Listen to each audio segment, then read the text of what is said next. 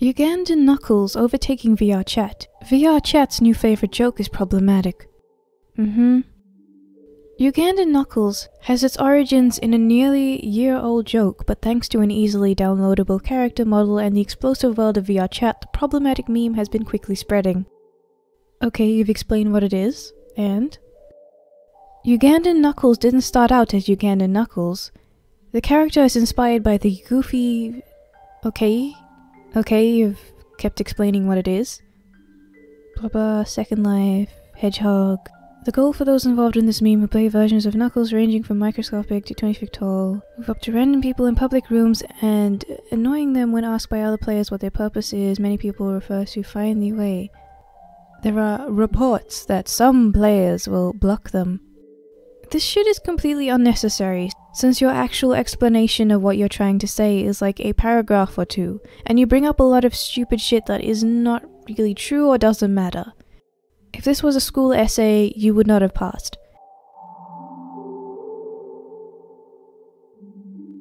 The reason I bring this up is that it reminds me of, you know, when you were in high school and the teachers would always say, "Remember to answer the question over and over again," because they knew that there would always be some people in the class who would pad out the majority of their essays with backstory and useless trivia, and then put in a random line that actually responds to the question before ending it with more padding, to make it look like they did more work than they actually did.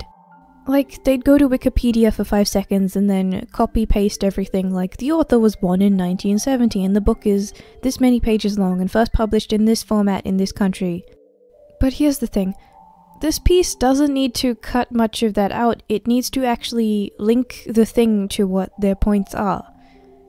Like, they're saying that Ugandan Knuckles is racist and they go on about how it's been making fun of Ugandan people, but then because they included so many pieces of info without caring what it connected to, they end up debunking their own point. Which in this case is when they mention the whole pre-existing joke about Sonic being drawn weirdly and all of that stuff about the reference to who killed Captain Alex. And it does debunk itself. And this is because you've just lazily dumped in this information like a kid in high school. You didn't even bother to try and integrate these things with your points, or even just, even though I don't endorse writing like this, omitting that information entirely. Because you know that the people reading this thing don't actually give a shit about that, they just want to hear you call stuff racist because they think it's racist too. Anyway, I'm getting ahead of myself. So, Ugandan Knuckles is just a general joke of the Sonic character in the VR Chat environment combined with movie references. So you know how with Tommy Wiseau's The Room everyone puts on an accent when they say the famous lines from it like, "I did not hit her," and "Oh hi Mark," and stuff? Because of the context of the film itself? Well, the same thing is with Who Killed Captain Alex, which was made in Uganda, and has a lot of iconic and overly repeated lines like the ones that you hear. That's pretty much it. The accent just comes from people trying to look at the context of the movie itself rather than actually give a shit about Ugandan people. So now you see what I mean, that they debunk themselves. Now I know you guys know this, but I want to actually deconstruct this article properly, so I gotta go over it, and some of you may not actually have heard of it. I mean, it's a joke. We shouldn't really be talking about this, which is why I'm focusing on the fact that they wrote an article on it and what they did with the article, rather than trying to argue about this fucking meme.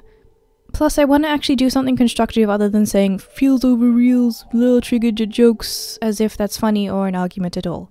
So after reading the racism accusations, which is just them saying that this mocks Ugandan people and culture, the very next thing they bring up is the Habbo Hotel thing, so we'll just bring that up too.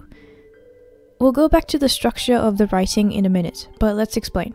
So the Habbo Hotel thing is basically a bunch of people just picked a particular character and they went to the pool and kind of like crowded it up to the point where it says pool's closed, which is the joke, pool's closed. And the whole thing, to the people who are actually doing it, makes sense, and if you look at the context, isn't racist to the joke that they were trying to pull off, right? But since the character that they were using is a black character, people were talking about how it's racially insensitive because at the time they didn't know what the joke was and they were just assuming because black person it's racist. So like the Captain Alex mentioned, this is not only just dumped in entirely because of padding, but also effectively debunks the point of the author's argument, as it shows the clear similarities to the Ugandan Knuckles meme, being that when you actually take them out of context, you may spin them to seem racist, but when you put them in context, they're just jokes. Now let's look at the structure of this article. Now this is what I believe the writing process was. They had an opinion they needed to reword to resemble an argument, is the first point. The second point is they added filler at the top and trivia. The third is that they then realized they needed more and added the Habba Hotel thing. They then added a half-assed conclusion paragraph and just kind of stuck in, oh, you can block people by the way at the bottom, to try and make it seem like that's not really the solution, because the entire time they want to make it seem like the only option is to ban this thing. So they just wanted to put a block button in at the last minute, because that's what they always do. Now let me show you this handy dandy diagram to explain. So this person realized that they didn't have any proof, so they insert the filler above to give you the impression that they did their research, so that when you get to their argument and the bit at the bottom, you think that they're more credible than they actually are since you've been bombarded with this much information. They then realized how short it was and decided to add in that other stuff at the bottom and write one sentence of comparison to make it look like it was relevant, and not just more filler. And then they added the stupid stuff at the ending. And yes, I know that them wanting to ban people from making jokes and then acknowledging that you can block people you don't like is stupid, but this is the same thing that always happens and the same arguments. So I think the important thing to focus on here is the lazy writing. I always see these really horrible articles and I've always wanted to deconstruct them, so this is kind of an excuse to do that. So let's look at the language. So as you notice, the use of there are some people and many things and to some people and there are reports that and other vague shit is throughout the article. Now that is not inherently a bad thing, as, and I'm about to do it myself, there are many ways that you can do this to just make people aware of what's actually going on. So you can do it like, if there are no accurate numbers that you can pull up, then you can show a couple of really popular tweets on the subject and from all sides of whatever's being said, and then you can just show the likes on the tweets and the retweets on the tweets to just see the kind of interaction that people are having with this thing, to show, hey, a lot of people are talking about this. Or since you've put a lot of the Ugandan Knuckles meme video things from YouTube throughout the article, throughout in between each paragraph, why don't you actually show us a picture of the like to dislike ratio and the view count? And this is especially good for you because you guys like to seem like every single person in the world is a racist except your small group of virtuous whatever the fuck you are. So wouldn't you make your point look a lot better if you actually showed these view counts and then you can point to the like ratio and go, look how many racists like this thing. But you didn't do that because that requires effort. And you can just get some quotes from the comments or something. Like I see that you've gotten the quote from the avatar creator who says, great to see my model has gone down the drain so fast, which can't be sarcasm or anything.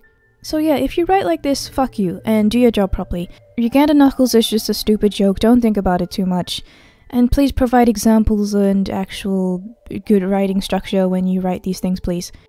By the way, if you like the avatar that I'm using today, is as always made by my channel artist, but this time there's a video to accompany it, so you can see how it was made with some interesting commentary about some other topics as well over it, so I'll link that in the description if you want to check that out.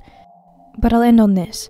Like guides and instructional videos such as how to spot counterfeit Beanie Babies, you do not only learn how to spot that thing, but also how to do better to construct that thing to make people avoid spotting it in the first place. It's like the how-to goes both ways.